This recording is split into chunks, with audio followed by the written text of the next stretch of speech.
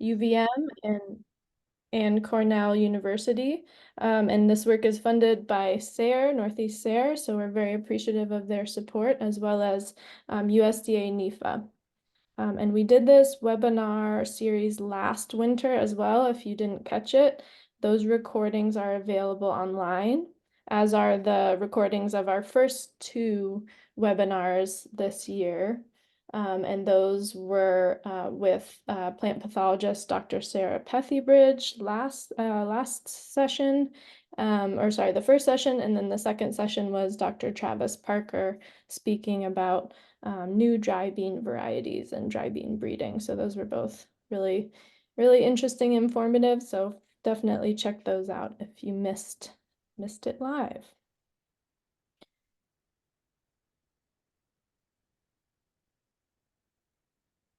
All right, well, I think we will get started. So we're going to do kind of a round robin format, have each of our three farmers joining us present about their farm. And the goal was to really talk about all aspects of their production system. There's so many kind of unique aspects and challenges with dry bean production.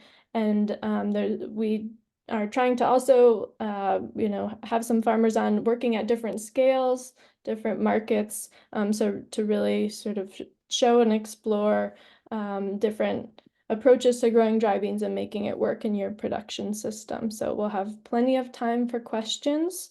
And we will have a little bit of time between each speaker for those questions. So feel free to pop the questions in the chat as the speaker is presenting. And we'll be able to go through those questions after each speaker finishes. And we also have some poll questions that we're putting up here. Please fill those out. Those help us understand, how these webinars are working for everybody. So pop an answer in that poll before we get started.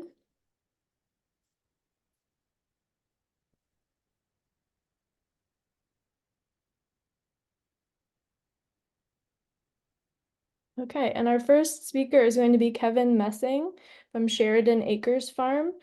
Kevin is a fourth-generation dry bean grower from Michigan's Thumb region, the heart of Michigan bean country. In 2016, he started Sheridan Acres and planted his first heirloom dry beans on half an acre. With hopes of finding new markets to grow his small farm, he began visiting restaurants and meeting chefs who were focused on sourcing local. Now Sheridan Acres will grow as many as 12 different heirloom beans on 10 acres each year. The beans are cleaned and marketed to roughly 15 restaurants across Michigan and online through the Sheridan Acres website, which you can find on the internet. So with that, I will hand it over to Kevin, and take it away, Kevin. All right, thank you. Thanks for that introduction, Kristen. As she said, I am in Michigan, so I'm going to talk a little bit about our operation. And so Sheridan Acres is that's my passion and where I spend a lot of time, but we also, I'm going to share a little bit about our greater farm operation as well that the rest of my family is a part of. Just let me find my pointer here and okay. There we go. So our farm as a whole is a diversified cash crop and dairy farm. We farm about 600 acres in Ubly, Michigan, and that's in what we call the Thumb. So about 2 hours straight north of Detroit. My parents, Greg and Shelly, are involved. My sister, Ashley, and her husband, Eric, now operate the dairy farm that my mom and dad grew as we were younger, that I grew up on. And then my wife, Sarah, and we are kind of the heart of Sheridan Acres. So our dairy farm, as it sits, was started by my grandpa in 1963, and now my sister currently milks about 240 Holstein and Jersey cows with robotic milkers. So it keeps them very busy. And we've been farming on this property since about 1939 in this picture. So our crop rotation, as I said, we have dairy animals, and my dad also finishes some feeders out. So we farm about 120 acres of alfalfa on any given year, 200 acres of corn. We grow winter wheat as well. In our area, we have both soft red and soft white winter wheat. We grow all soft white, which is a bit of a specialty crop for us that mainly goes to millers in Michigan, and it'll end up in things like Triscuits and Goldfish and your shredded wheat cereals. And then as well, we grow about 160 acres of dry beans. So most of those are conventionally produced black beans, and then we have 10 acres about of heirloom beans. And just a little background on our Michigan bean industry. So we farm in the county right at the tip of, like I said, what we call the thumb of the mitten, that dark county there. We're just on the edge of that one. That is the highest producing county of dry beans in Michigan. I think about 40% of our state's production comes from there. And Michigan as a whole started in about the late 1800s. I'd say we're kind of a mature bean industry. As bean production moved west from the Northeast to New York, it then settled into Michigan. And so our land grant, Michigan State, has been breeding beans since the early 1900s. I think their first bean variety was released in 1915. But since 2000, our industry has migrated more towards black beans. We do have some large seeded beans grown in the state, mainly in the western highlighted counties. There is our kidney bean producing area. They grow kidneys, cranberries, and some other larger seeded beans. We've also seen with advanced breeding, more of our production has gone to direct harvest. So I'll highlight some of that with our black bean production as well. So our black beans, as I said, they're conventionally grown. We direct harvest and we deliver those to a major shipper in our area. I'm very lucky to farm in the middle of bean country, so we have access to a lot of larger bean shippers. So outlets for those beans they're more readily available, but that market can be very volatile. It's been good lately, but with other commodity prices dropping, there's a lot of interest in growing beans, and it's made it very hard to get contracts for this year. And in general, that's our direct harvest. I'll kind of talk about some of that equipment more too. But generally, we like to follow corn with our beans. We'll do a fall tillage pass to incorporate some of the residue from that corn crop. We do 2 passes of spring tillage to level the field and create a nice seed bed. With going to direct harvest and upright bean varieties, we have gone to planting in narrower rows. When I was younger, there were a lot of 30-inch row beans. They're cultivated in a 2-step harvest process with either a knife puller or a rodder. Now we've seen a lot more adoption of narrow row beans. And then we also roll those fields after the land roller to firm the soil to try and preserve moisture, because it seems more and more it's an issue to have enough moisture at planting as we've gotten warmer earlier in the season and our rain events have become fewer, but more rainfall per event. So we roll our fields to smooth that surface to help with direct cutting, push our stones down, but also try and preserve as much moisture as we can. One thing I am going to talk about, equipment. We don't farm with the newest or the nicest equipment. This picture is actually a little bit of an infield repair. We had an issue doing some custom planting last year, so doesn't take the nicest equipment to grow beans. You can get by with less.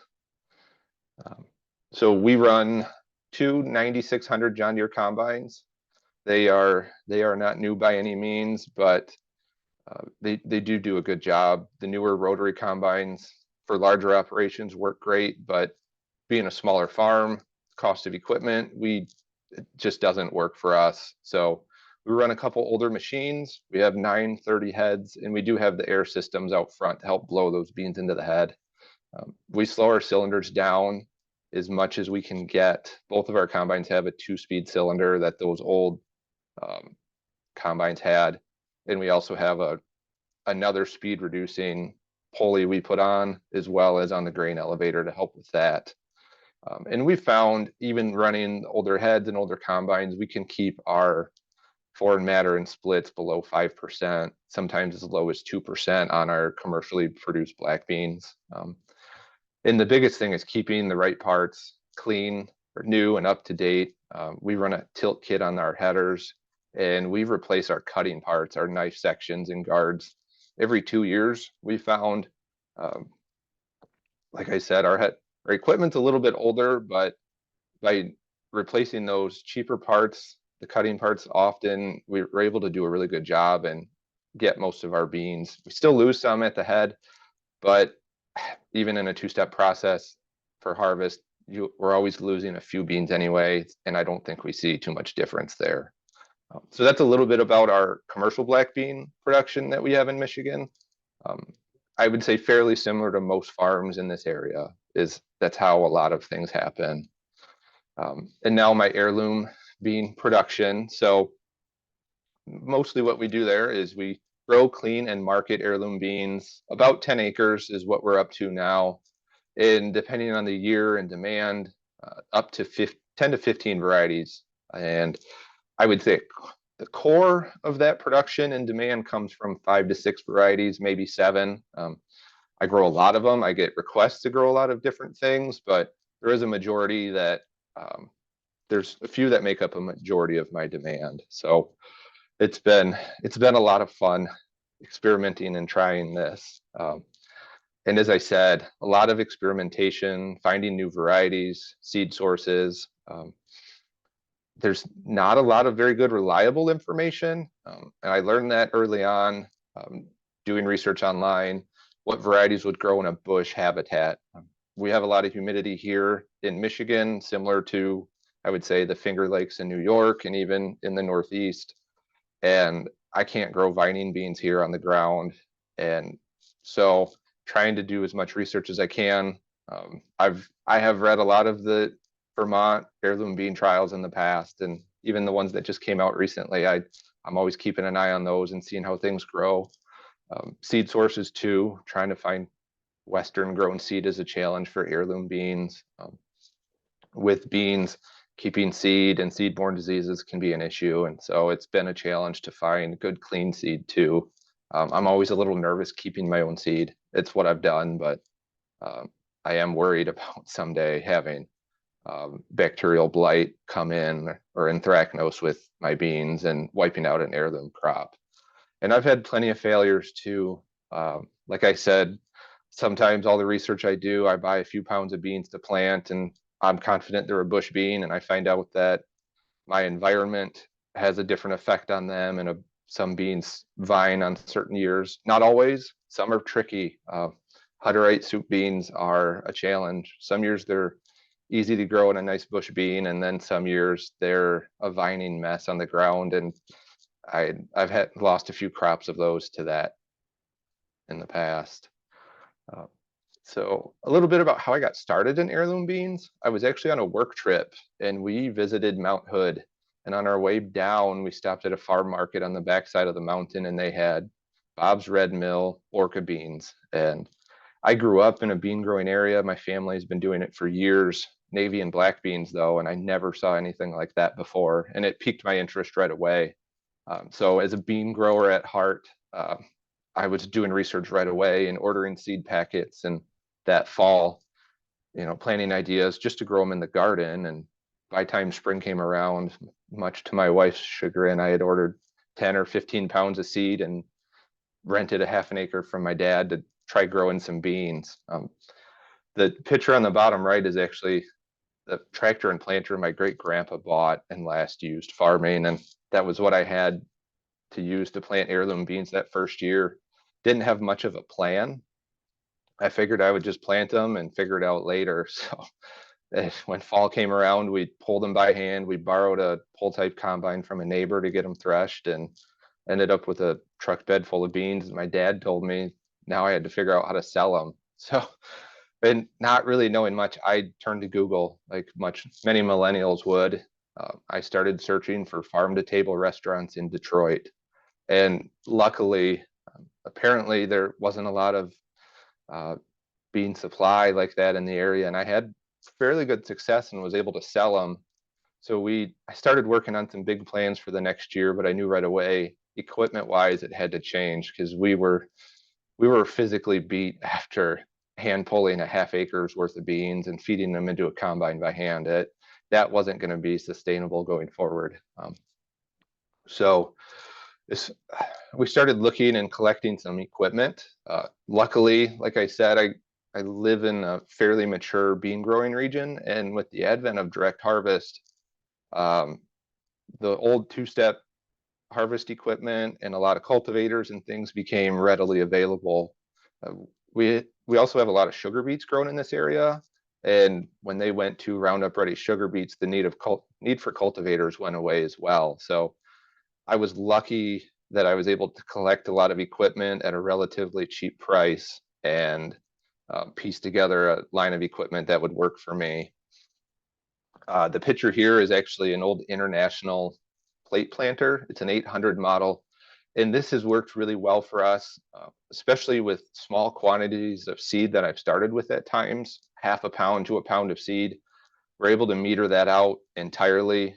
Air and vacuum planters sometimes have a hard time completely planting out. So when I've had a limited amount of seed, I've had good luck with this planter. Sometimes sizing and populations, getting those set right with the plates is a challenge, but as a whole, this has worked really well. Our heirloom beans, I plant them in 30-inch rows, like I said, with that plate planter, and I'll cultivate 2 to 3 times. Then we go through, we have a picket one-step rod cutter that's worked very well for us, and then an old Lilliston pull-type bean combine. And I am not organic in my heirloom bean production. I kind of say we're a blended approach. So I do use some pre-emergent herbicides when we plant, but then in crop, all of our weed control is done mechanically to try and reduce our herbicide use, but also it works really well with our harvest equipment. We need to hill beans up around the base to enable us to pull them a little bit better at harvest time. And so I have an Alloway cultivator that was in the first picture. This one here is a Hinneker. I don't have a good picture of the machine itself. I get in the middle of doing something and forget to take photos. So I apologize. I don't have a lot of great ones. And here you can kind of see the differences between some of these varieties. On the very left there are my yellow eyes, and some beans are just genetically, they struggle more. They're heirloom beans. They haven't had advanced breeding. And so there are some genetic quirks to some of them where they struggle a little bit more than others in the field. And then here's harvest time. So we windrow our beans like that, and I can only pick up one at a time with my combine. It's those Lillistons, I'm sure some of you are familiar with them. They're old converted peanut machines. They work very well for doing dry beans. They maybe leave a few pods and some plant material in the tank with the beans, but they are pretty gentle, and I've had good luck with it. And I have gotten to the point, those are easy machines to open up and clean out in between. So even growing 10 different bean varieties, it's not too bad. I can, in about 15, 20 minutes, I can clean that machine out of all the previous variety and have very little cross contamination between beans as I'm combining. So I do like the machine. It's not fun to take down the road. It's a little top heavy and bounces back and forth, but it does a good job shelling beans. So that was our equipment. So after that first year, I decided I needed to set a few goals or decide what I wanted to be. So some of the goals I came up with, I wanted to sell my beans within a year of harvest. I've seen that advertised, I've read it, and Rancho Gordo talks about fresh beans, and I really believe that to be true. I've seen cooking times change through the months as I've cooked them in my own house between beans and as they age at different moisture contents. And I've seen just storing them how much they may darken, and a bean right at harvest time, they have the best, brightest color. They cook so fast. So my goal was to deliver that to as many people as possible. And I wanted to be a premier source. Rancho Gordo and some of the bigger companies growing heirloom beans, they make it look fun, and I guess I wanted to be like them. And my final goal, and this one I really take to heart, is I want whoever is using my beans to be able to rinse them and add them to their recipe. I've gotten beans before. You find a little stone, a stick, a little ball of dirt, or they're dusty. I like clean beans. I really value being able to just throw them in a strainer, rinse them, and then add them to my pot instead of having to sort through and pull out some of those damaged beans or ugly beans or a stone or dirt. I don't want that to be an experience that anybody that I was working with had. Um, and so how did we grow? It was a lot of hustle. I spent a lot of time reaching out to restaurants. I luckily had a friend that worked in kitchens in the city growing up, and so he knew where to go and who to talk to. So I went to a lot of restaurants in the city, or in the Detroit area, lots of cold calling. I left samples everywhere. A pound of beans in hand goes way further than trying to tell somebody or explain to them on the phone or in an email what I'm doing. I left a lot of samples, and that I really think that helped as much grow my customer base than anything. And two, carrying extra beans with me. I do delivery trips every 5 to 6 weeks probably, and I always try to take extra beans because with a cold call, if somebody's interested, it's a lot easier to sell beans to them if I have them with me than the promise of coming back in a month. That's always gone a lot further for me. And this little picture here, that's me actually in downtown Detroit in the financial district. I've got 100 pounds of beans in my little pull wagon trying to hike them between a parking ramp and a restaurant. So kind of fun. I've gotten to experience some neat things, meeting chefs and being around in the city, places where, I never would have gone otherwise. And some of the things I've learned really with restaurants and chefs, it's like any business, relationships are so key. As a farmer, I'm kind of their window to production of beans.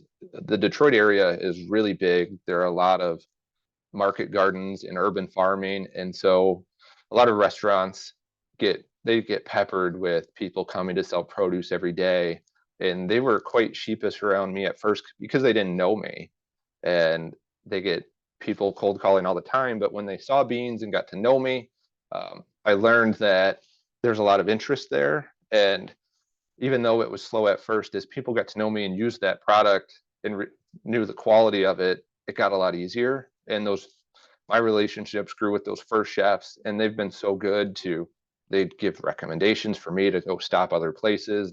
They talk to their friends because that cooking community is really quite small and it's very tight knit. A lot of times chefs, they work up through the back of house with other cooks, line cooks and sous chefs. And as they go on to other places, that network stays pretty tight. So, and that's been one thing that's helped me a lot. Cold calling got so much easier. I have restaurants that will seek me out now too, because I guess my reputation precedes me a little bit as far as beans go. And being the only one in that area doing it definitely helps as well. And I've hosted some chefs out for farm visits. Hopefully this year I'm going to do a big bean day and invite everybody and pick a Monday of the week when it's industry day and a lot of restaurants are closed, and bring out as many as I can to see our bean production and hopefully our soon to be assembled cleaning line. And with restaurants, there is good and bad to it. My goal is to target restaurants mostly for the volume. I have a young family, and so giving up a lot of time on weekends for farmers markets wasn't necessarily appealing to us, because my wife and I both work day jobs as well. In that Detroit area, there's 3.5 million people in that metro area, and there is a big focus on food there as well. That relationship building takes time, and finding new places to grow can be a bit of a challenge, because you're subject to restaurant traffic, and I've learned there's a lot more turnover with restaurants than one would expect. Even long, successful restaurants, at some point, they don't always make it as a sustainable business, and they close down too. So I've seen a lot of turnover in the last 8 years with some of my long-standing customers too. And like many people in 2020, I launched an online shop. My restaurant business overnight went to about zero. And right now it makes up about 20% of my current sales. The benefit of that is there is more revenue per pound, but those orders can be sporadic, and it does take a long time to build an online following. There are businesses that have been doing it for a long time, and with online marketing, Google and everything, all the AdWords and everything that goes into it, it can take time to find that sweet spot to get traffic to your website. And that's not something that I'm an expert on, nor have I spent a lot of time doing it. And I'll touch on that a little bit too, because at some point, delivering that high quality bean takes time and effort to get it to that point. Beans come out of the field dirty, and it takes some processing to get them clean. And kind of as I was exploring this, what I found out was that my volume is way too small for some of the commercial processors in our area. We have a lot of bean shippers, and I have some connections with people, but to run a tote bag through a commercial processing line isn't feasible. I'd lose more beans in the process than I would get out, and to even fill a gravity table to do a density sort at some of those locations, a tote would hardly even fill that piece of equipment, let alone get it or run enough to get it set up and to make a good cut. So that's always been a big problem for me. Used equipment from them, often too big. I've been offered used pieces there. That's always tough, size and capacity wise. And new is very expensive. I've done some price shopping, and then just to find small equipment like that is very, very hard to find. So where some of the options, I guess, this is how we started out. We started out with a lovely old 2B clipper mill. And they do a good job for what they are, but with dry beans, they're only getting out the small things and blowing out the light. That's what makes dry beans a little bit tougher. It is a low barrier to entry, and we've done this for a long time, but it's time consuming and our volume's limited because we spend a lot of time hand sorting beans to make sure that we have a good quality product going out. And so up to this point, and as we were doing this, we were never so much limited on our ability to grow the beans. It was processing and cleaning them to where we could feel good about delivering that product. I've looked at trying to buy a new processing line, and even to buy that equipment, I conservatively estimated it to be $150,000 plus to piece that together. That wouldn't count any setup, the building, or training. And this is for a line to process about 1,000 pounds of beans an hour. So for me, I'm a little more conservative, and with my small business, I wasn't ready to take on funding to do that while my business was so small and still growing.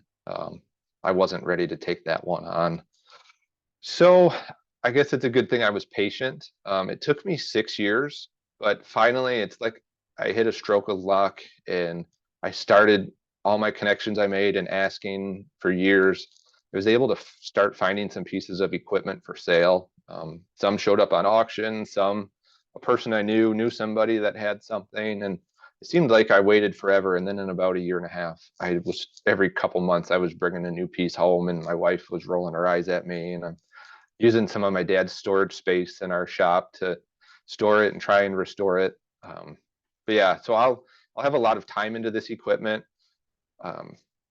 It's going to cost a fraction of new, which is nice, but the good thing I'm excited about is it's sized to my operation. I expect I should be able to do 1,000 to 2,000 pounds an hour, which is maybe a little big for me now, but I can grow into that. If our farm doubles or quadruples in size, I'm confident that I can easily process what I have with this. So some of these pictures on the top, that rusty old M2B clipper mill, still about the same size as what I've been running, restored on the right. The benefit of these is they have a brush system, and that really is the key there. The brush system can keep the screens cleaner, or it keeps them free of beans lodged in the slots. So I can run a lot longer time. I've had better cleaning and separation with them. And then adjusting the fan speed has been a lot better with that. That works. It's a nice step up from the old wooden 2Bs. Then on the bottom, that's a AS Forsberg de-stoner, and that actually came out of a recycling plant in Florida. I think it was used to separate metal from plastic when they would grind up wire or fuses. And so it was a bit ugly when I got it. It was in Tampa, so it had some nice salty air rust on it. So I stripped it down, scrubbed every inch of it to get all the garbage out, repainted, and so I've got some pieces finished, but I don't have my line set up yet. It is still work in process. And again, so this is what I'll have. My goal is to have 2 clipper fanning mills. I'd like to have one to scalp and take out the dirt, and then another one to sort out my splits, because I actually got to know a company, and they make tempeh cakes out of my beans, and so split beans work really well for them. So if I can keep my split beans, those will work very well. And then I'll have a destoner. I have 2 gravity tables I'm working on. I plan to just use one. I think that is the 10M up on the top there in that picture. I was lucky to find a Crippen polisher, and that is one thing that's really important for me, and especially with heirloom beans. I get a lot of dirt through my combine at harvest time, and there's I really want to clean them up, and it's a challenge to do without this machine. I'm getting that's finished up now, and we're going to start running it. But a bean polisher goes a long way to having a nice looking product in the bag, and they are hard to come by, but that was a nice little pickup. And finding bucket elevators and conveyors has always been a challenge. And maybe in the future, I would like to set up a bagging line to consolidate my operation a bit and speed that up, and possibly a color sorter as well. So like I said, I'm still in the process of assembling all this and getting to the point of running it, but I'm very thankful to have been able to find equipment.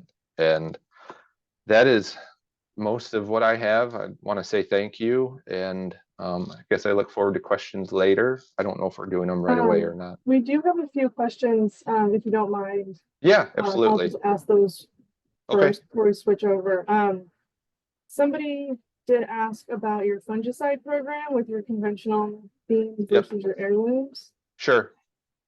So for our conventional beans, our black beans, we have pretty well depended on a 2-pass fungicide program. We've been using Propulse at, I think we're coming out at R1 with 10 ounces, and then we'll come back about 10 or 12 days later and do 8 ounces. The Michigan research, Scott Bales has been doing a lot at Michigan State. It doesn't always, the pressure or infection doesn't always indicate the need for that application, but we've had really good luck in with bean prices at $40, $45 at times. It's to make a $20 application for us, we kind of just default almost to 2 just to keep that crop healthy, because when we get rains in Michigan, sometimes it stays wet, and with our manure history on our farm, we tend to get really big growthy beans, and I guess I have a fear of white mold. So that's kind of been what we've been doing the last few years. Mm-hmm. And what attributes have you seen, agronomic or culinary, with the heirloom varieties compared to the modern? Yeah, so I mean, I love all beans. I eat all beans, but the variety in the heirloom beans makes it a lot of fun. I love some of them that keep their markings when you cook them, like a Calypso bean or an Orca bean or a Jacob's cattle. Those tend to be really, really popular with chefs, something that has some character after you cook it, instead of, some of them turn brown once you cook them. There's some Mexican pink variety. The Flor de Junios and Flor de Mayos are beautiful beans, but they're just tan once they're cooked. So some of that color characteristic is big, but the texture of them varies so much too, from starchy, almost mashed potato-like, to just really smooth, creamy, velvety beans. I don't know. I like all beans, but I tend towards the smaller, creamier ones. Those tend to be my favorite. Well, thank you. I think we want to switch over now to our next speaker. And if we have time at the end, we'll definitely open it up for more questions. So thank you so much. Thank you, Kevin. That was great. So next we're going to have Nazirahk Amen from Purple Mountain Organics. So as Nazirahk gets his slides up, I'll tell you a little bit about him and his farm. So Nazirahk operates Purple Mountain Grown in Tacoma Park, Maryland, with his family, with the aim of supporting local food sustainability through regenerative practices. Purple Mountain Grown grows food with the understanding that a healthy soil microbiome is increased through the use of compost, cover cropping, soil remineralization, and probiotics makes healthy people. Purple Mountain produces diversified vegetables, small grains, rice, and dry beans using innovative, scale-appropriate farm equipment and direct markets their crops throughout the Washington, D.C. metro area. I will hand it over to you, Nazirahk. Greetings, everyone. Peace. All right. So I run Purple Mountain Grown, Purple Mountain Organics. Purple Mountain Grown is our growing operation. Over the years, we've done custom farming, a little bit of research. And so our dry bean operation, actually, we started in grains doing dryland rice. I went to a conference down in Carolina. I think it was down in 2012, and around 2012 or 2014, we had a USDA NIFA grant to do research on methodology for growing dryland rice in the Mid-Atlantic.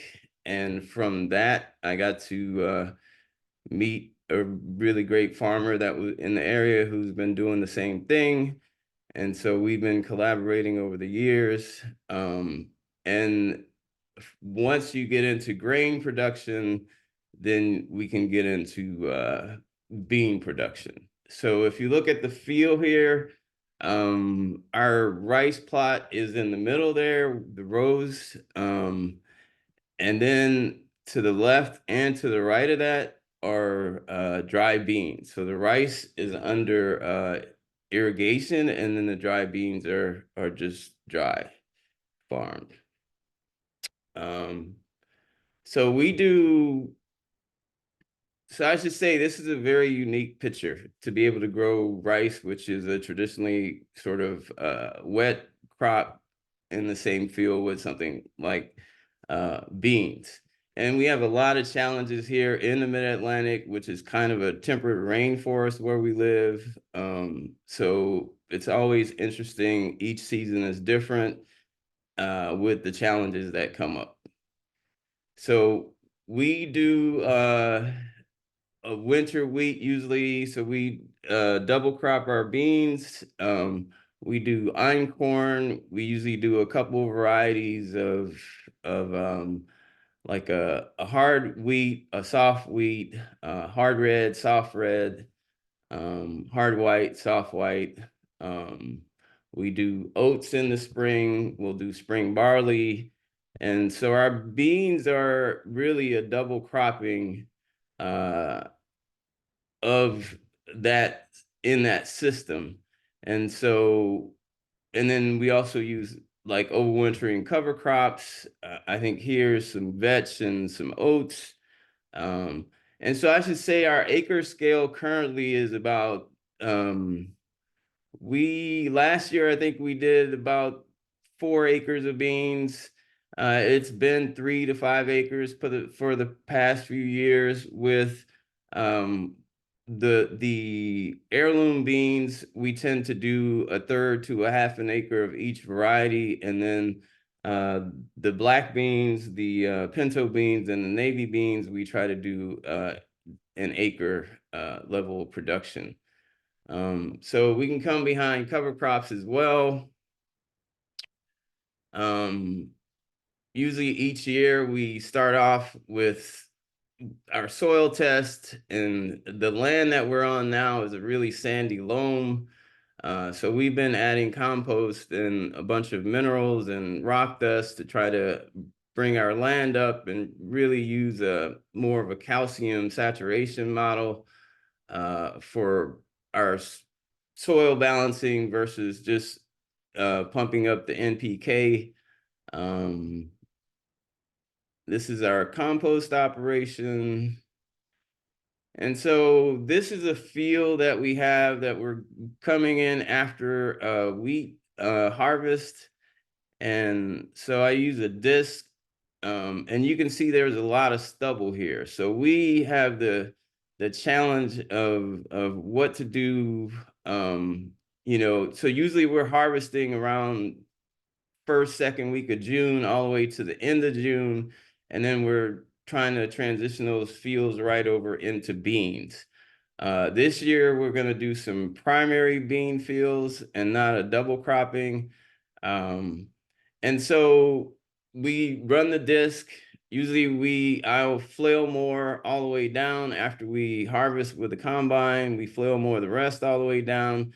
And then we come back with a disc harrow, and I'll either use a rotary harrow. I got the seeder on here that we plant the grains on, but really we're using a rotary harrow, which is I guess a lesser till option that we can use. With the rotary harrow, that leaves all the stubble on top, so we can't always use it. If not, we're using something like a spader, and the spader makes a sort of a perfect kind of seed bed. And then so we're coming behind the spader. Sorry. And we have a 2-row corn and bean planter that's a vacuum planter. So we got this through, there's a company called Wepking Planter in Pennsylvania. And they sort of custom made this unit for us. So the tractor that I have, again, before we kind of got this plot that we're in, we've had like 3 or 4 plots around the DMV, where we were kind of a mobile farming operation, with different plots, a few acres here and a few acres there around the DMV. So we seed our beans with this unit. And so the heirloom beans that we do a number of varieties of beans. It's so the whole bean operation has been sort of experimental, looking at seed catalogs, trying to figure out what varieties will grow, and then all the work involved with the different varieties. So one of the companies that we work with, or that we bought seed from, is Adoptive Seeds. They're out of Oregon. Now it's hard to before they had quantities, and now anything you buy from them, you pretty much have to grow out. But the Borlato beans is a bean that we sort of got in by mistake. We didn't think that that's what we were buying, and it turned out to be a big hit at the markets. And so that's a big hit. Jacob's Cattle, Tiger's Eye. We do an early Warwick, another bean called Whipple, Arikara, Rosa DeLuca, and Brystone. Those are the heirloom beans. And then the other beans that we work with are like black beans, pinto beans, and navy beans. And so some of the issues that we end up having between the heirloom beans and the black beans and the pinto beans and the navy beans is the issue of standability. Like, how easy is it to harvest with a combine? And then for us, pulling beans means something completely different than what I've seen with some of the bigger farmers when they say they're going to pull their beans, because we pull our beans by hand. So those are some of the challenges. So you can see this is a field just coming up. These are all fields. This one is a good field that shows us the amount of stubble that we can have coming behind either a wheat or a rye harvest. And so one of the system that we use to cultivate actually it's called a Q-hoe system, and this tractor is unique. We've imported used Japanese farm equipment.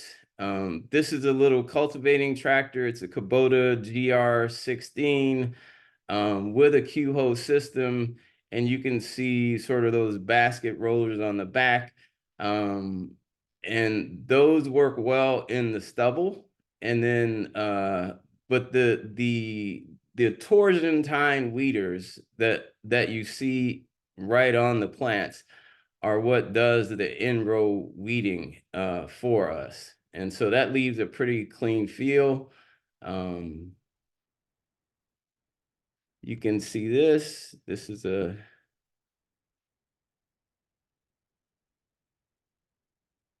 so this is me running through the field at a little, that looks pretty fast there.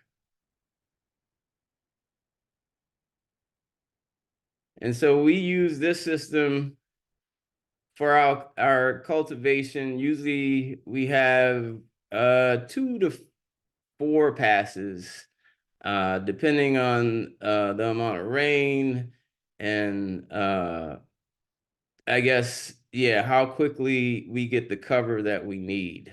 There's definitely a limiting factor on our cultivation with the way that the cultivator is set up. But you can see how we keep our fields pretty clean with this. Sometimes we do have to go through and do hand weeding or two for some of the bigger weeds that are left in the field. This year we had issues with morning glory or bindweed in some of our fields. This is a very similar setup. So this is a different machine. It's an Iseki with a very similar cultivation system on it.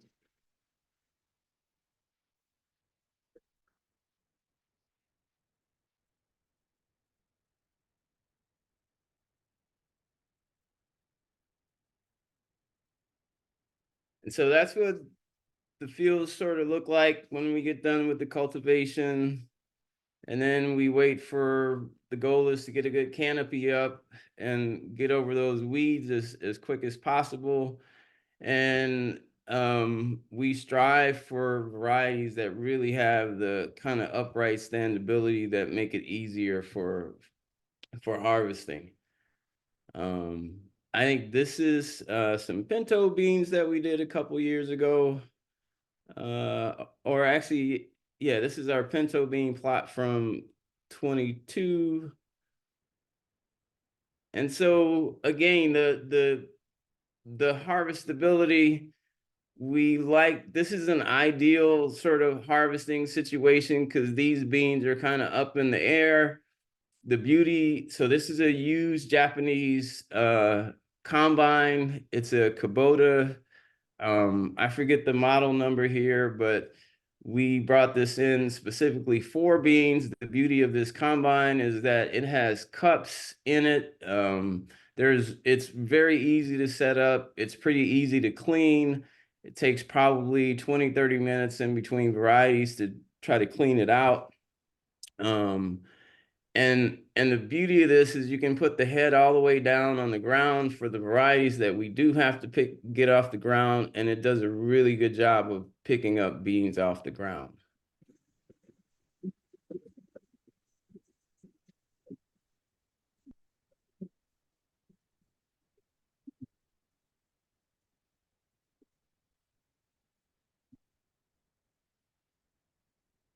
So usually for us, once we get them out of the field, the goal is to get them dried down. So we use different transport containers to after we get them out of the combine.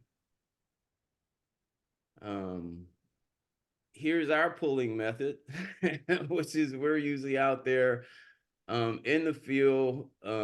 So again, with the more heirloom varieties, we pay attention to whether we've lost some fields of beans, just sort of giving it the benefit of the doubt, thinking that it was going to rain for a few hours and then it ends up raining for a few days.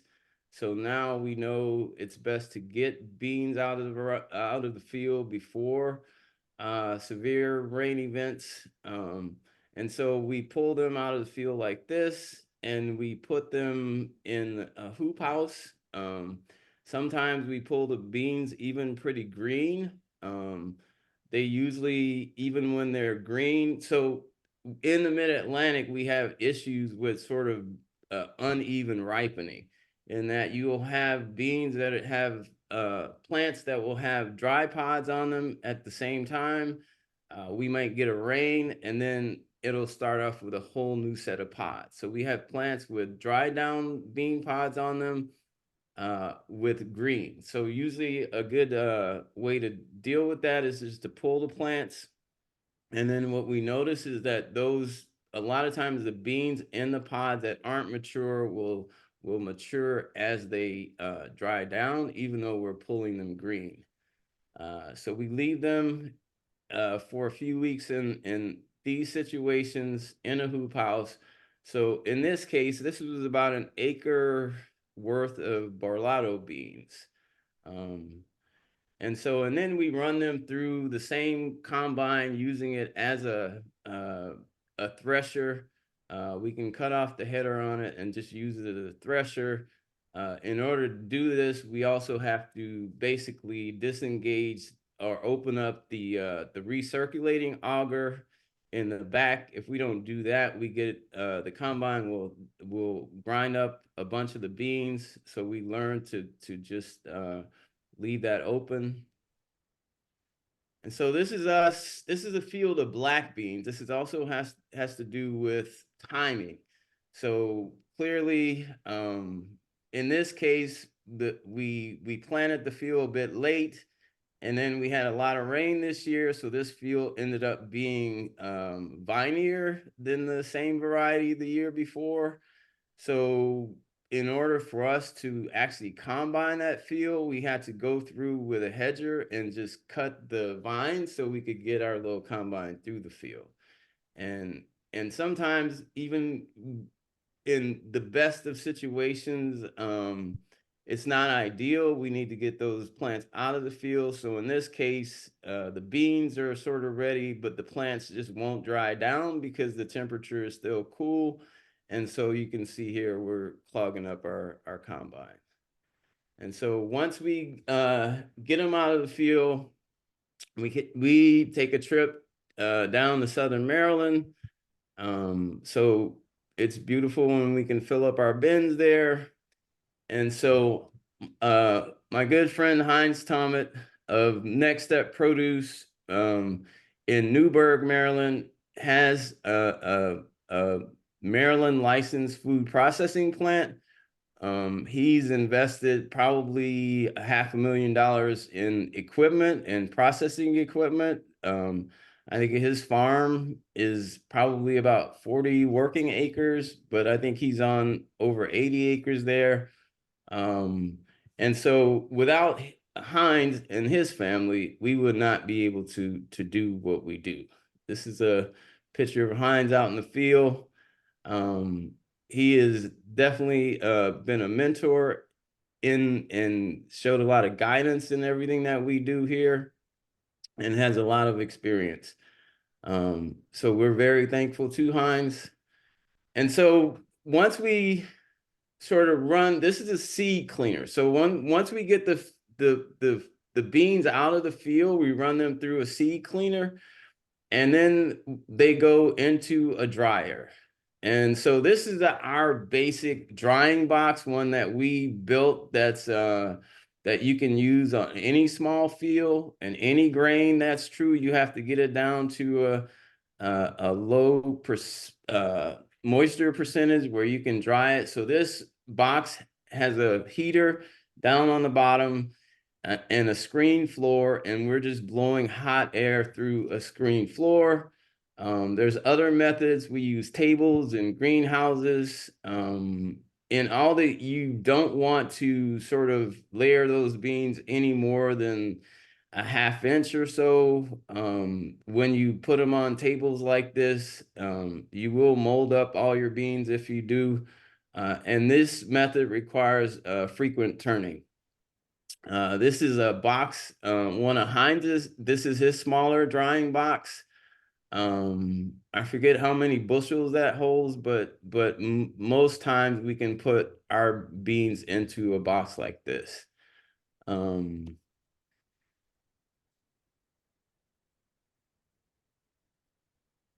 So, and Heinz is using a hot air system.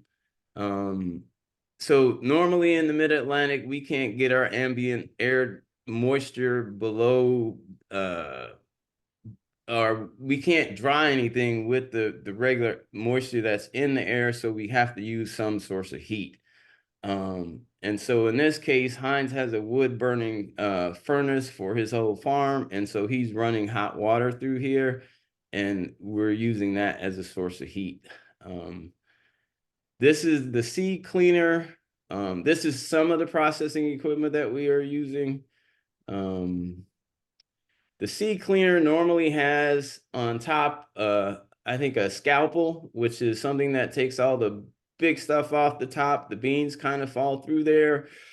And then the system on the bottom allows all the small stuff to fall through the bottom. And so that works both. We run it through this seed cleaner both after coming out of the field, and then once everything's dried down for the final cleaning, we run it through here again. And so changing out these screens is one way that we can sort of get out all the splits and do a really good job of cleaning. After we do that, the beans are go over a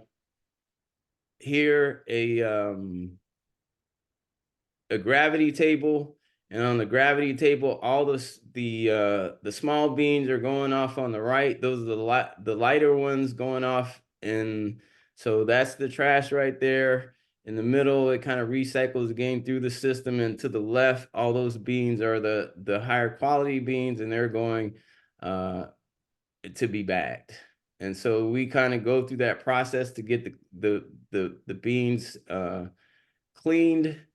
And then another piece of equipment that we use in the bean cleaning is a polisher. This is, I think, is a velvet cleaner. And so, yes, the system that we used this year was the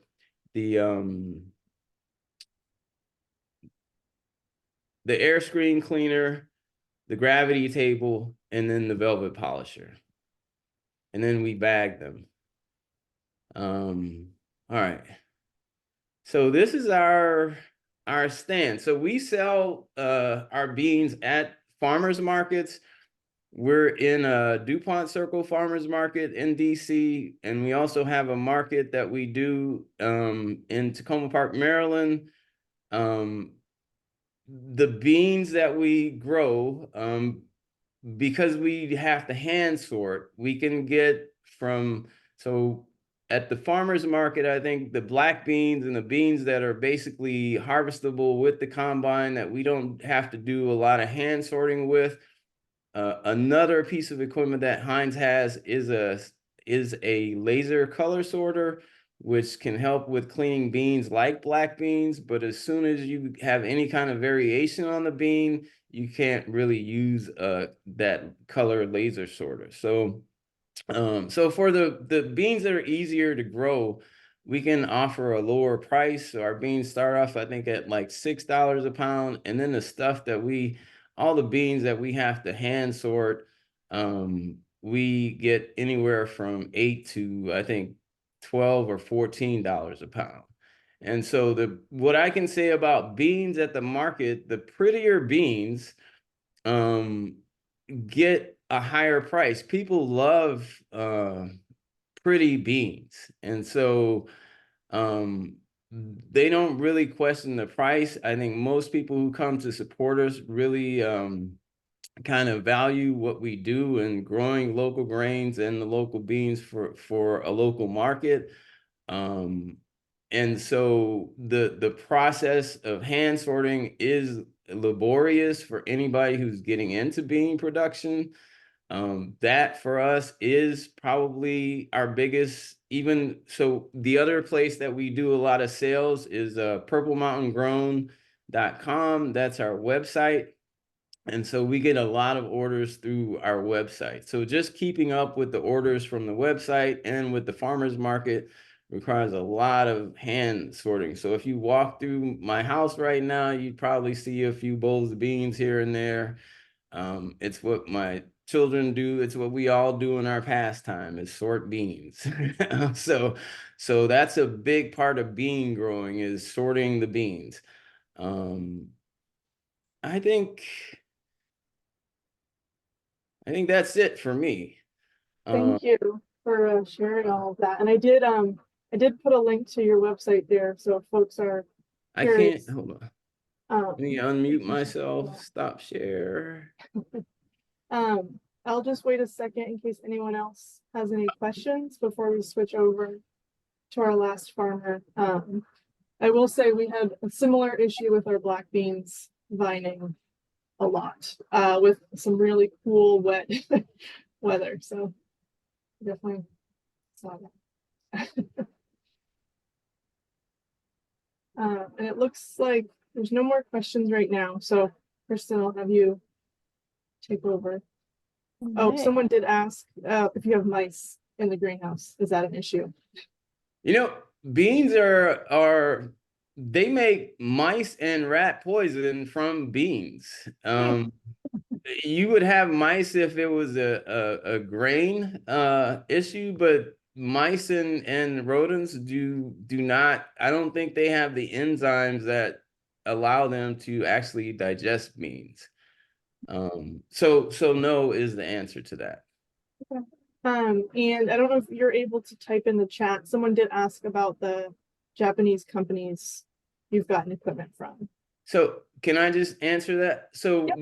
we've imported used Japanese farm equipment over the years. You can contact me. There's definitely parameters around emissions that you need to work out with different engines that you might be trying to bring in. And our company, Purple Mountain Organics, we bought in and sold all types of grain processing equipment to different farmers up and down the East Coast. Thank you. I just want to give us enough time for our last farmer here. So, Kristen, if you want to take over. Yeah, hopefully we can get to some questions at the end too, because I hear you on the Mexican bean beetle. So, all right, so our last speaker is John Wepking. John is co-owner of Meadowlark Organics and Meadowlark Community Mill, a diversified farm and on-farm stone ground flour mill in Ridgeway, Wisconsin. Together with his wife Hallie and their team of farmers and millers, they farm around 1,000 certified organic acres with crops and grass-fed cattle, purchase milling grain from other organic farmers in the Driftless area, and produce and distribute thousands of pounds of flour weekly. They are passionate about creating direct value-added markets for grain, helping farmers maximize their profitability and keep the grains they grow within their local economy and food shed. All right, John.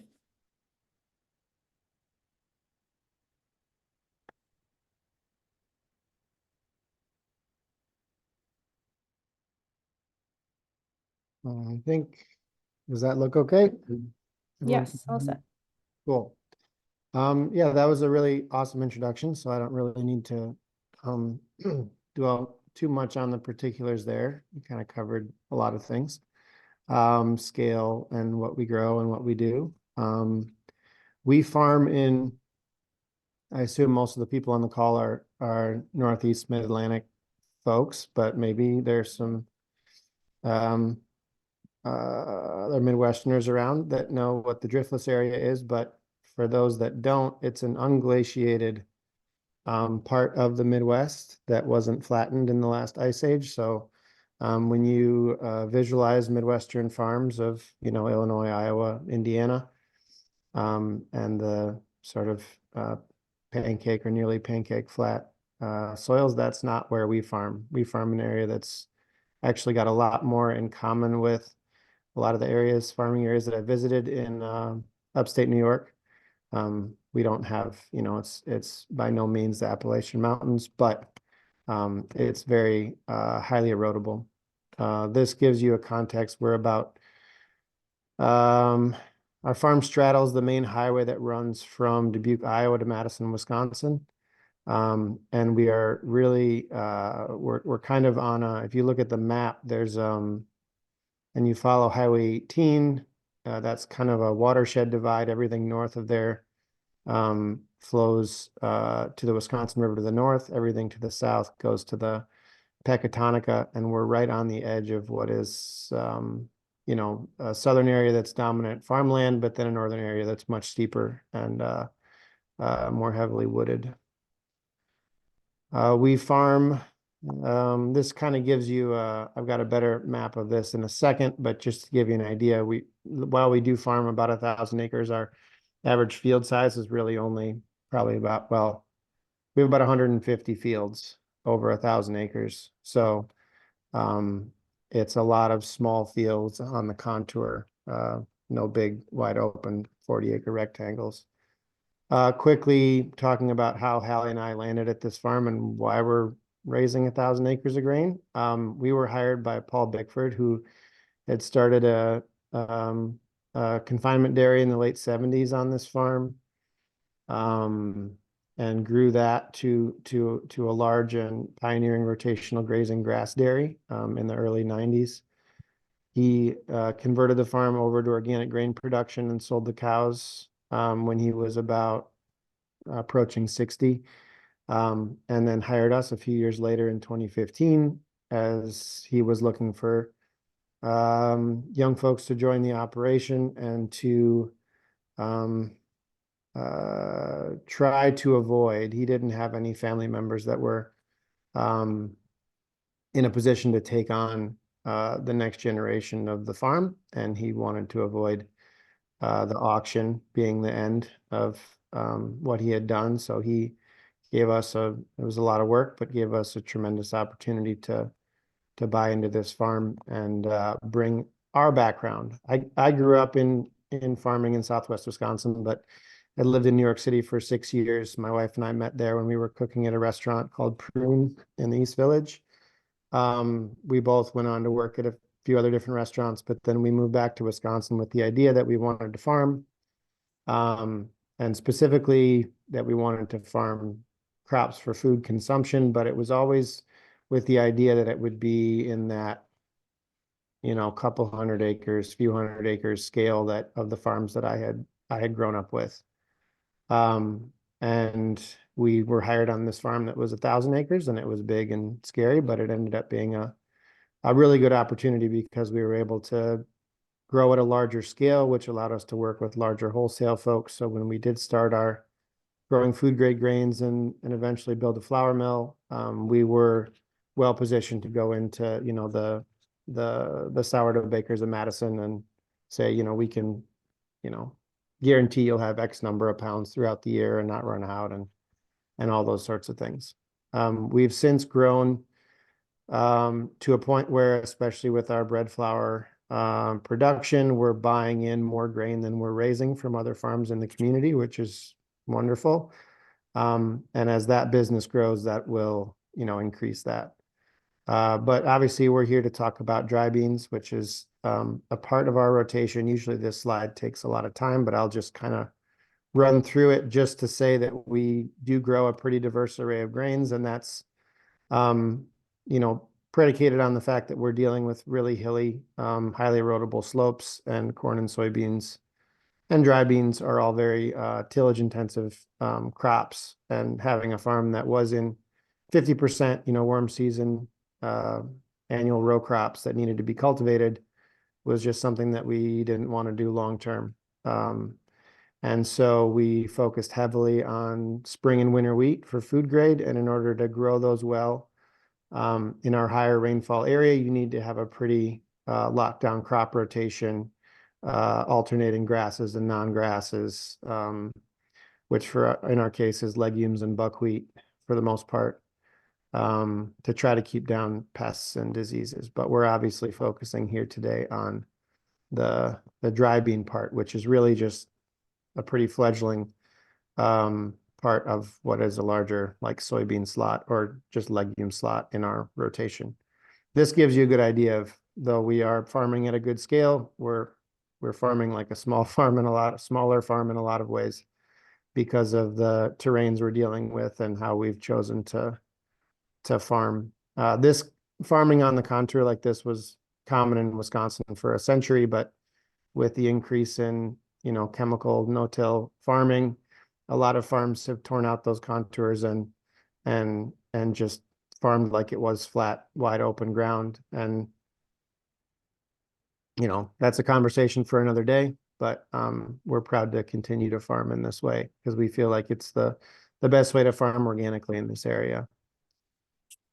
And those are the cows, because I always have to at least include them a little bit. So we have, as far as like the climate, we're pretty good for growing dry beans. Our issue is that we're highly erodible and have really rocky soils. So a lot of the techniques for growing large scale beans, especially with bean pulling and dealing with rocks, it's just not ideal for this area. So we've never been a historic producing bean region like Michigan or upstate New York or some other regions. So we've had to kind of figure out from scratch. We started with the idea that we wanted to grow beans because we were already growing other food grade crops, and we had the markets and the facilities to process and clean them.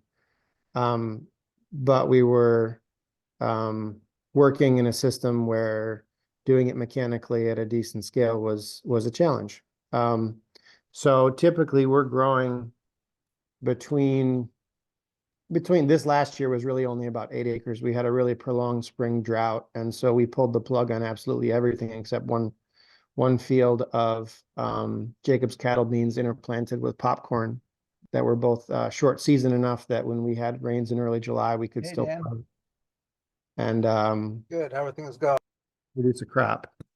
So we are, because of our hills and rocks and just not wanting to, we already have a tremendous amount of equipment with all of the crops we grow, to also then invest in a dry bean combine and start using either bean pullers or windrowers just wasn't practical for us. So we've limited ourselves to beans that we can harvest with this big combine here. We started out originally, our first couple of years, we were using an old Alice Chalmers full type combine, and that is a perfectly fine bean machine at the right scale.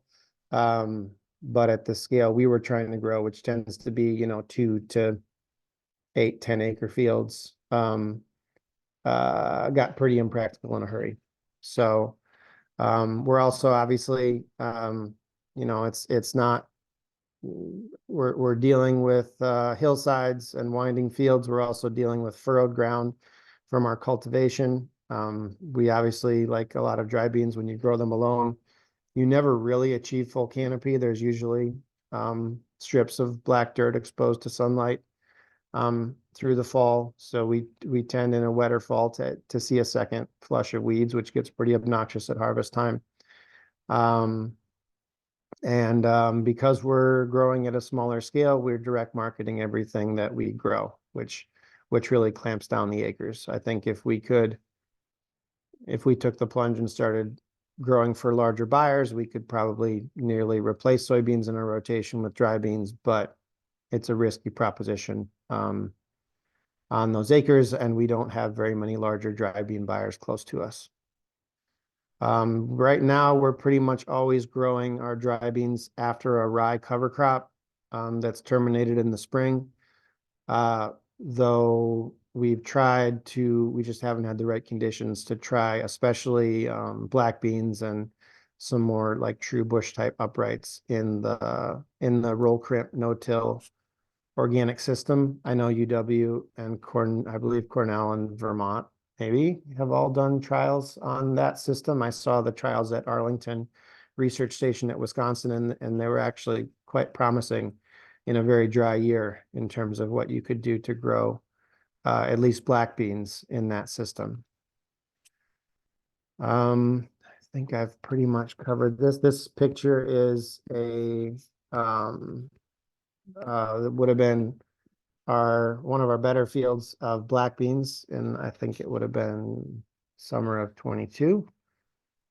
As far as varieties, we have had good luck growing Eclipse black beans. That was the first variety we tried, so I can't say it's a scientific, like, you know, we could have tried another one and just stuck with that too. We haven't tried others. That's just the one that's worked for us. Cayennes in the small red side. We've grown a few different cranberry beans, most recently Bellagio.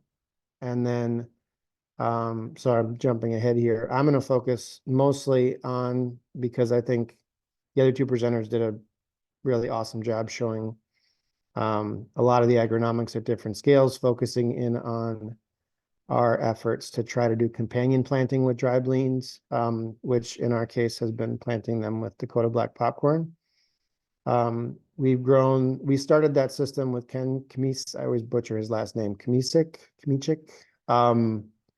who is based out of Wisconsin and has done a lot of work in cassoulet beans, which are really aggressive vining beans. Unfortunately, really long maturity on those beans, which makes them doubly challenging in Wisconsin. But he obviously he was working in that system with those Nazirahk. So that was the first thing we tried, but then we found that it worked really well with bush beans as well. As cleaning, we have a 4-screen fanning mill, similar to the other presenters. And then we do use a fractionating aspirator, but at the moment we don't have a destoner or gravity table set up, though those are in the future. And then we are waiting to hear back on a grant. Hopefully we get it to put in a color sorter, which would be really useful for a wide variety of grains, but we think would be really nice because it would unlock more companion cultivar combinations, whereas now we're limited to ones that have a pretty dramatic size difference in the two finished grains. Our marketing, we do have an online store, and we sell some there. We do occasional farmers markets. Most of it is wholesale to restaurants, and the beans pretty much hop on the delivery truck with the flour. We're really better known as a flour mill, probably to the detriment of people even knowing that we have the beans. And we've generally been too busy to do a lot of restaurant marketing with those. So what we find is when people find out we have them, they get really excited, but we generally don't have the hours in the day to spend a lot of time making sure everyone knows that. The intercropping thing. So this is what I think I'm going to talk most about. And this picture is of the Alaric beans, the first year we tried to grow those. And that's actually the beans climbing up, not a corn plant, though there's plenty of corn plants around, a giant red root pigweed plant, which turns out had really great plant architecture for holding up a dry bean plant. That bean in particular, and there are other cultivars that are really aggressive climbers that almost make a system like this a necessity for growing them. This particular one, we've had challenges growing, and so we've moved to other varieties, but it's obviously pretty dramatic in the field. This is obviously an adaptation of a long-held indigenous practice that we have been trying to figure out how to scale up slowly on our farm. There's a lot of limitations. You obviously need to have grain cleaning capacity to separate out the grains that you grow together. They need to be well suited for each other in terms of maturity, because you are machine harvesting at this scale. And in our case, we don't have any special equipment. So we're planting everything at once with a white 12-row white planter with large bean plates, and we mix up all the seed in the box, and we have a pretty rough idea of the two populations we want, and we don't get spectacular seed singulation and placement, but generally speaking, it works out okay. I know another farm that has tried this that actually was on flat ground and had RTK and planted them separately, but on the same day. There wasn't, as far as I know, any real benefit to delaying planting of one of the two plants. We've done this all with Dakota Black Popcorn, but I know there's a lot of promise for doing it with some varieties of oilseed sunflowers and grain sorghum as well. That's our planter. That's a pretty typical stand. You can see it's not perfect. It's like bean, corn, corn, bean, bean, corn, corn, corn, bean, bean, corn. It's not, you know, the ideal population we're going for, but on balance across a field, it tends to work okay. All of our cultivation is with almost entirely with belly mounted 6-row cultivators. I just, especially with the earliest pass of cultivation, it's really a lot easier on an operator, especially someone who doesn't have a tremendous amount of experience, to get through the field without destroying much crop, and to be able to focus on not just not destroying the crop, but to really work at killing the weeds. This show on the left is a straight stand of the, I believe, the cayenne red beans, and below is the popcorn with Ricora beans. This is those cassoulet beans in all their glory. They're wonderful, and the popcorn is an open pollinated, short statured variety. So it has, you know, a tremendous array of color in the tassels, and looks pretty higgledy-piggledy from the road, but stood pretty well actually all the way through harvest. This is what we've done more of, which is actually growing the popcorn. And this was a very heavy stand. The popcorn was a little too heavy here. Growing the popcorn with bush beans. We found that it alleviated all of our, at least the large majority of our weed problems, especially late season in the dry beans, by having that corn population in there for a canopy. So that's why I often refer to it more as a nurse crop than like a living trellis, because the beans don't climb much, but they do appreciate the companionship and the architecture late season, because even if they're not hanging on the plants, I find that the corn, standing corn plants in the row help to keep the beans upright late season. So this is, you know, this is our planting methodology. Everything just gets, you know, we figure out about what we need for population and mix them up.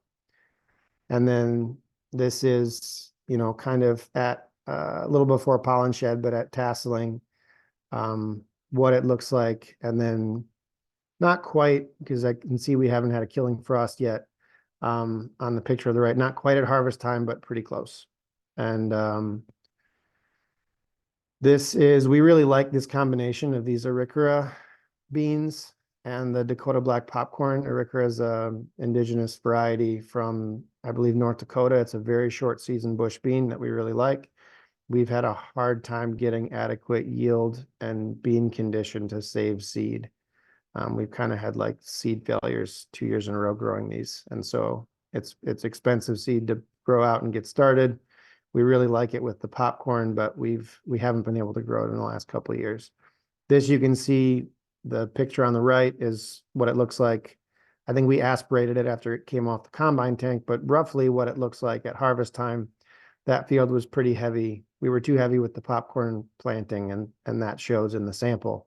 But we're selling both for food grade. So if one dominates over the other, it might not be what predicted, but we can sell entirely. This is growing the Bellagio cranberry beans with the same popcorn. This one has worked really well, really consistently. And the Bellagios are nice because they're a modern, you know, we can get Western seed every year. It's a little less risky than the heirlooms in terms of just the economics of if you lose your crop and spent all that money on seed.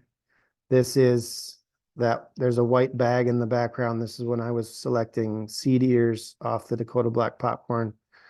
There's obviously, it's not the best standing corn late season, but it tends to be, and this was an area with a lot of deer pressure, but it tends to do, you know, well enough until we get to combining.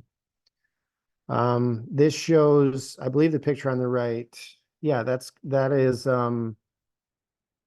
ooh, I might be wrong there. That might actually be the Alarics in corn there, as aggressively as that's vining. Usually cranberries are not that assertive, at least not that regularly. But the picture on the left shows our most recent crop with a straight stand of black beans on the left, the Eclipse, and then the black popcorn and cranberry beans on the right. And this is, again, this is what it looks like come combine time, and then a first cut of grain cleaning. You know, there's still a lot of, we have a lot of issues with, you know, late season bean condition and discoloration, and the popcorn also, we don't, it's a pretty diverse popcorn. So, it doesn't pop 100%. It is open pollinated, and it's sometimes we have to clean pretty aggressively with a lot of loss to get a marketable crop off of that. But aside from the benefits of the companionship and the weed control, the other really nice benefit of this system is that even though we're combining with a large case rotary combine, when we plant straight seeded beans, we can slow the rotor all the way down, I think less than 300 RPMs, and use a decent amount of air and set the sieves and do everything we can. But the problem is there's just not that much going through that rotor, and we tend to get bean breakage. But when you do this system and you actually have that short statured corn plant running, you know, we're combining with a traditional grain platform, not a corn head. So the corn is short enough that it can get under the reel and go into the machine, and all of that corn plant material helps to cushion the threshing action of the combine, and we get a lot better bean condition in the tank when we combine it with the corn. The trick here is you kind of need a wimpy, not wimpy, but you need a shorter statured grain, but decent standing grain, like this Dakota Black. I wouldn't use this system with a hybrid popcorn or flint corn or something that's going to be tall and robust, because then you'd have to go back to your corn head for harvesting. And knowing people that have tried this, you do get some of the beans in the tank running a corn head through the field, but you'll lose a lot too. I mean, you lose a decent amount in this system, even because we're just direct cutting, but those losses will increase a lot if you're doing a taller grain. This is why I think I'd really like to try the grain sorghum. We found a white food grade grain sorghum that I am going to try with dry beans this year. Not just because it'll be shorter and a little bit easier to harvest with this combine header, but because you have an even larger seed size difference. Grain sorghum is a pretty small seed, and the popcorn, again, being an open pollinated variety and being corn, even though generally speaking a popcorn kernel is smaller than a cranberry bean, there's always going to be really fat kernels at the bottom of the ear that are a challenge to clean out. So there are limitations to the system, and this shows, you know, this is that same side-by-side field here. You can see the amount of corn material that's getting into, we're cutting pretty much down on the ground like it's a bean field, but doing it in a way that, you know, that the combine can manage, versus the left, which is a traditional, you know, black bean field, which does well when it's free of weeds, but I've also had fields that look a lot worse than that. So that's what I've got, and happy to, you know, answer questions. Wonderful. Thanks, John. That was great. This companion cropping thing, so cool. Thank you for sharing all these details and really illustrative photos. And related to that, a question about populations for planting the, you know, both popcorn and bean in that system. Oh, you're muted there. All right. Depending on the bean, we tend to shoot for almost the full the rate that we would have on the bean typically. And then we'll shoot for, like, I don't know, 15,000 corn plants or something like that. You want enough that there's at least a corn plant or two per foot of row. Again, it's a pretty small corn plant, the Dakota Black, so it is not super competitive, but it does help to get to canopy faster. and it does give some architecture for the beans. We're not getting top end yield on either one of those crops, but as a mixture, you know, and given the value of the beans, it works out. But we try to figure out what our seed count is and get to a target population. But when you're mixing them in, you know, 5-gallon pails and loading them into it, what is a pretty big planter, it's hard to be too scientific about it. Mhm. All right. Well, I think you covered the other question about harvest. So I've used putting up both our follow-up poll questions and the QR code for CCA credits if you need those. If there are not any last questions, we will just thank all three of our speakers. This was incredibly interesting. So cool to hear about all of your different systems and how they fit into the, you know, the regions and the markets and the farm systems you're working with. So thank you so much. And these are chock full of details, so you can revisit the recording later, but thanks everyone, and we'll see you next time.